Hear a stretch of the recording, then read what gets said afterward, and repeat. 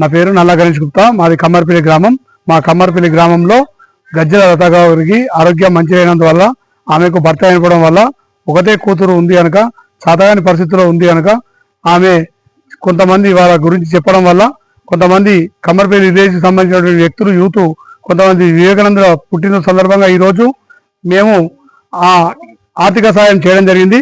నిత్యావసర వస్తువులు మరియు కొంచెం డబ్బు రూపంలో, మరియు బట్టల రూపంలో, మరియు చిద్దరు రూపంలో, కొంచెం నూనె రూపంలో ప్రతి ఒక్క వస్తువులు ఈ రోజు అందజేయడం జరిగింది.